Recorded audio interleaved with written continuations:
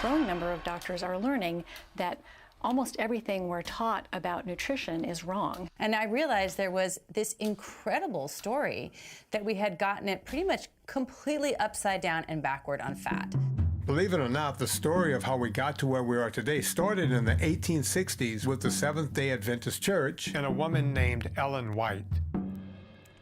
Ellen was a higher up in the church, and she would have these premonitions. And one night she had a dream that God came to her and said that we shouldn't eat anything with a face. I was taken to another place high above this world, and I heard a voice.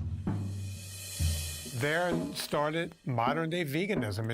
It really didn't exist before then. There were other religious groups who were more vegetarian. They would eat eggs and dairy and so on and so forth.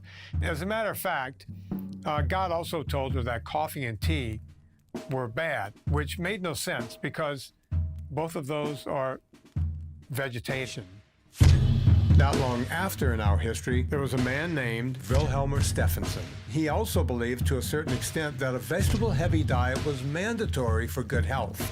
He was an explorer who ended up living with Inuits in Canada in 1906. And in that time and place, he was forced to adopt a new diet due to the lack of options.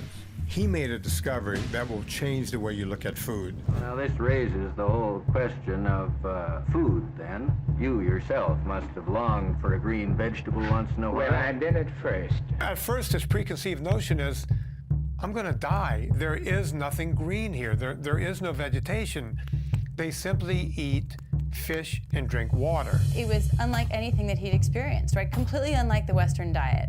It was probably 70 to 80% fat. The Inuit lived half the year on caribou and half the year on whatever they could fish out of the sea. For 4.5 months, I lived on literally nothing but fish and water. And at the end of 4.5 months, I was healthier than I'd never been before. And this is on an exclusive meat diet. That was exclusive fish in this case.